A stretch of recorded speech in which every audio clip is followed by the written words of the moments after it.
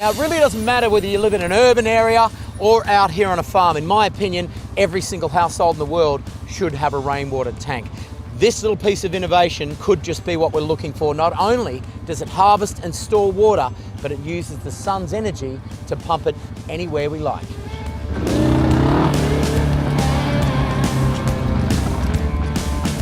Hey Dave. Hey Jamie, good to see you. Is this where it all happens? It sure is, jump aboard. Good stuff. Oh, beautiful. Wowzers. I tell you what, that's actually quite a dish. It is, yeah. Designed to catch the rains. With a conventional convex roof, the water just runs off onto the ground, that's wasted. So we thought, well, why not have this designed roof that we can catch every last possible drop? Even with the dew, you might get 4 or 5 litres. Yep. But the important part is when it rains, it's actually, the tank is actually catching the rainwater. Yeah. Instead of just running off on the ground. So me personally, I think it's a great idea. Yeah, mate, it's a fantastic idea. It's not every day you see solar panels attached to a rainwater tank. Why? Solar pumping is at the start of its career, I think, at the moment. It's about to take off. It's environmentally friendly. There's no electricity. You've got solar energy available more often than you've got wind. Yes. And this little setup here, it'll give you a 50-metre head with that little pump in this setup. 50 metres? 50 metres. So it'll push a column of water 50 metres up into the air. Correct. That is incredible. So I could essentially pump water to the top of that hill if I wanted to. Absolutely.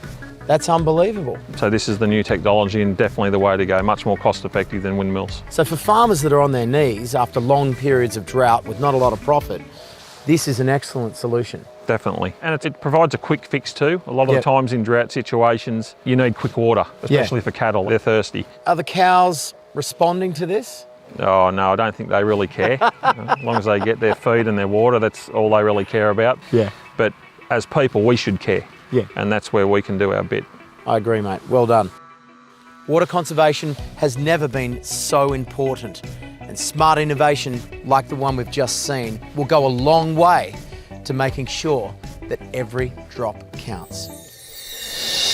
I'm here in Albury, right on the border of New South Wales and Victoria. Like many of us, usually I'm just passing through, but today I'm here to check out a world first. I believe I'm here to meet someone called Pat.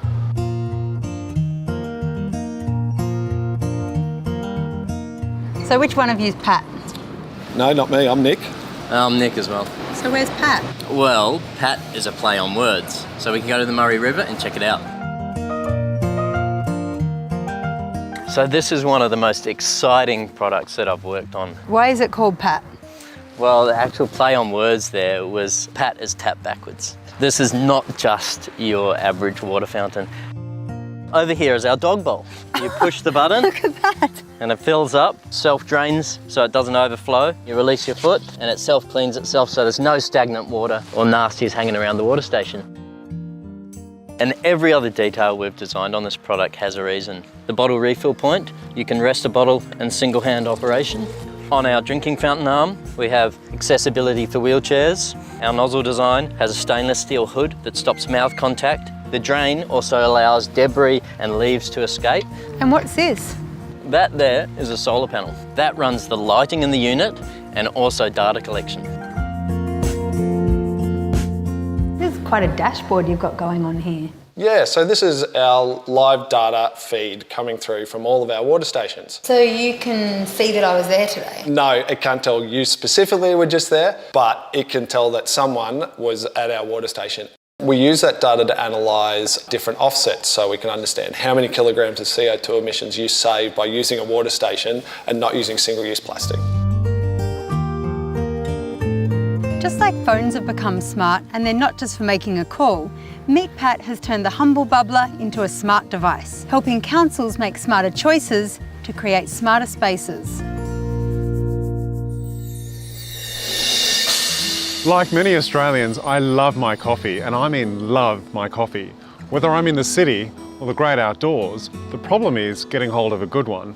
I think I may have found my solution to that. So Mark, you're obviously someone who really loves their coffee, and this is not your first product that you've designed? No, that's exactly right. So back in 2017, I actually entered the Trinity 1 in the Good Design Awards. Of course, yeah. What makes the Delter different? Yeah, so basically a lot of the other brewers out there use a process called immersion brewing.